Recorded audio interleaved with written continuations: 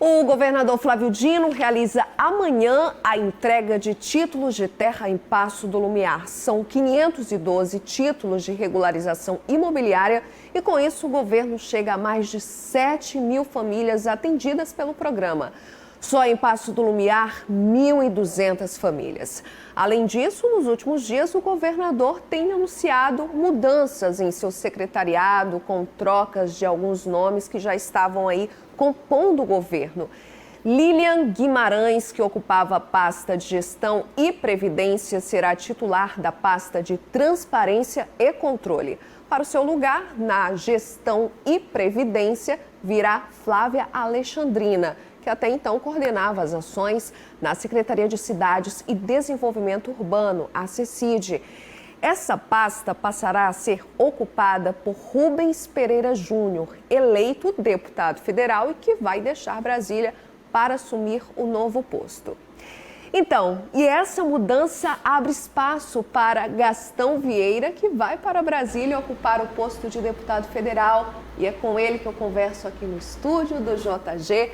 Boa noite, deputado. Agora, deputado, seja muito bem-vindo aqui ao Jornal da Guará. O prazer é meu. Boa noite, é um prazer estar aqui conversando com todos os telespectadores da TV Guará sobre esse momento político que nós estamos vivendo. Eu gostaria de começar falando sobre algumas especulações. Fala-se que o governador Flávio Dino trouxe o Rubens Pereira Júnior para assumir uma secretaria e colocar o senhor lá como deputado federal, que é para que o governador tente aí manter uma base de aliados bem extensa, pensando aí numa possível candidatura à presidência da República. São especulações? Olha, na política a especulação é sempre muito bem-vinda, né? Eu creio, em primeiro lugar, o governador Flávio Dino sempre montou uma base de apoio muito grande, né? Na última eleição, em que ele se reelege governador, ele tinha quase 15 partidos na sua base de apoio.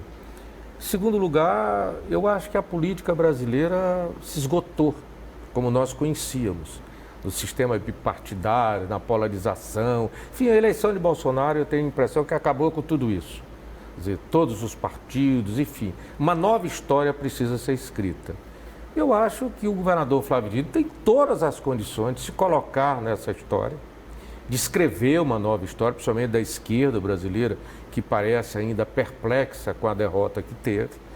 Portanto, eu não vejo absolutamente nada de especulativo. Acho que é uma história que tem caminho, é um livro que tem resumo, que tem enredo. Enfim, não acho nada impossível que essas coisas venham efetivamente a acontecer.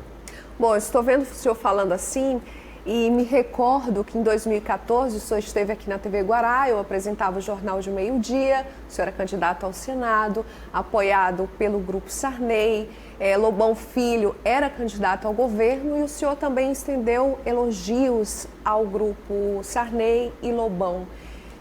Agora, foi uma decisão acertada e apoiar o governo Flávio Dino? Como é que o senhor se sente hoje desse outro lado? Olha, como foi uma decisão pensada, não foi nada na intuição, né? Não tinha absolutamente nada disso. Eu já tinha uma preocupação que continuo tendo hoje muito grande com aquela parcela de maranhenses que estão desassistidos, que vivem uma situação de miséria, que precisam que a gente crie um grande projeto de desenvolvimento. E é muito caro fazer política pública em estado pobre, precisa de muito recurso. Eu sempre tive essa identificação. Então foi fácil chegar até o governador Flávio Dino. Nesse ponto nós temos um DNA muito parecido. É algo íntimo ou ideológico?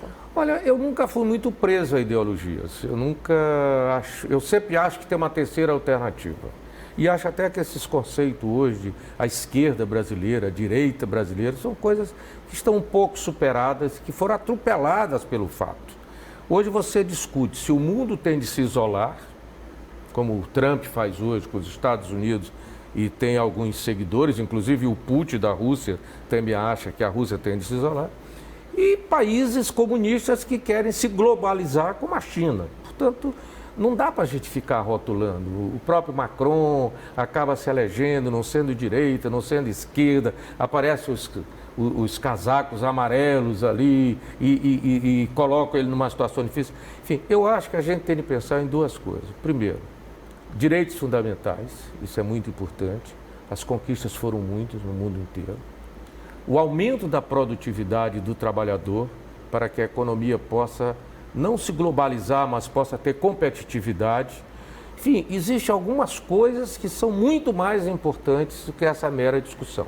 Por isso eu quero pegar a sua deixa, onde o senhor fala que hoje não existe mais essa polarização. O senhor é presidente estadual do PROS, o PROS cresceu muito, com o senhor indo lá para a Câmara Federal, são 9 deputados, 9, não é? 9 deputados. 9 deputados. Sem essa polarização, qual vai ser a posição do PROS diante do governo Bolsonaro? Olha, o partido já foi dividido para as eleições, né? Uma parte do PROS, dentre as quais eu me identifiquei, apoiou o candidato Fernando Haddad. Uma outra parte apoiou o Bolsonaro. Hoje, mesmo quem não votou em Bolsonaro, em termos de Câmara, ele está muito torcendo para que as coisas aconteçam, que a reforma da Previdência ocorra, que a gente diminua esse déficit, que a gente possa partilhar esses 800 bilhões prometidos pelo ministro da Economia, depois que as contas da Previdência forem ajustadas e tudo isso.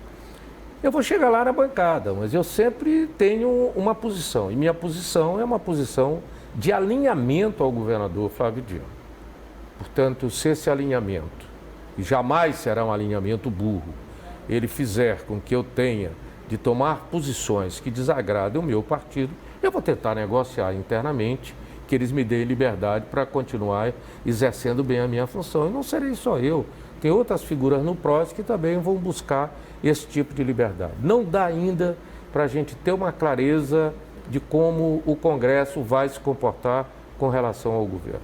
Quem imagina que está tudo certinho, que a reforma da Previdência vai ser um passo, eu diria para você, sem medo de errar, que para a reforma da Previdência hoje, sem um presidente entrar, sem uma campanha de esclarecimento, eu acho que menos de 308 deputados hoje apoiam integralmente a reforma da Previdência. Mesmo o PSL praticamente dominando. Eu acho que o grande problema do presidente é exatamente o PSL, que foi um partido que elegeu uma série de pessoas, muito mais no impulso do nome Bolsonaro, do momento Bolsonaro, do que propriamente um partido que tivesse uma linha mais adequada, que se aproximasse mais do centro. Eu acho que o PSL é o grande problema do presidente. Deputado, o senhor como político experiente e indo para Brasília, lá para a Câmara Federal, a gente sabe que o senhor já está por dentro aí de todas as medidas apresentadas pelo governo federal, vem aí a reforma da Previdência, o pacote anticrime. Qual é a sua posição diante desses projetos? Olha, não há dúvida nenhuma que nós precisamos fazer a reforma da Previdência. Eu acho que é uma perda de tempo a gente fazer conta, a Previdência não deve isso, o buraco não é esse, acabou. Nós temos de fazer a reforma da Previdência. Essa é uma sinalização clara que o mercado deu e é uma sinalização clara de que a população brasileira começa a entender de que a Previdência nossa, partilhada, ela não tem futuro. Houve um movimento demográfico muito grande, está nascendo menos gente, as pessoas estão envelhecendo muito mais, estão demorando muito mais a morrer, ou seja, a expectativa de vida é maior, etc. O pacote do Moro, eu acho que ele tem vantagens, porque durante a campanha inteira essa foi uma demanda muito forte da população, do inconsciente coletivo da população. Aquela história de bandido bom é bandido morto, tem de controlar as quadrilhas. Bem mais rígido, né? Eu acho que isso é mais fácil até você ter a aprovação do Congresso do que a reforma da Previdência quando a gente conheceu os detalhes. É que a gente não conhece. O presidente definiu apenas a questão da idade mínima, uma para a mulher e uma para o homem. E aquele tempo de transição que a gente pode considerar até mais endurecida do que apresentada pelo Michel Temer, porque o tempo de transição apresentado pelo Michel Temer... era 20 anos. 20 Agora anos. Cai para 12 anos para o homem e 10 anos para a mulher. Mas tem temas que não podem ser ignorados. A educação, por exemplo. O futuro da economia brasileira, se ela tiver produtividade. Se nós conseguirmos dar aos nossos jovens uma formação mais adequada. Nós temos uma das menores produtividades de trabalho do mundo, que é um sintoma de que a nossa educação, a educação técnica, essa educação que forma o trabalhador, ela é um fracasso. Então, ou nós fazemos isso urgentemente, ou dificilmente nós vamos sair de uma sociedade de consumo para uma sociedade de produção. Essa passagem não vai se dar facilmente. Deputado, eu gostaria de encerrar nossa entrevista com uma mensagem sua para o povo do Maranhão, que confiou ao senhor quase 58 mil votos aí para deputado federal, e o senhor vai lá para a Câmara representar os maranhenses. Olha, sou um político por vocação. Eu gosto da atividade parlamentar, eu gosto do debate, eu gosto de contribuir, quero participar ativamente dessa questão do novo Fundeb, que financia a educação brasileira, a nova partição dos recursos do salário à educação, a prioridade, nós não podemos fazer tudo prioritário, alguma coisa tem que ser mais prioritária do que as outras. Enfim, tem um campo enorme de trabalho que está muito adequado àquilo que eu sempre gostei de fazer e àquilo com que eu sempre me preocupei. Eu agradeço a sua presença, que é bom reencontrá-lo 5 anos depois. Muito obrigada. Eu que agradeço também.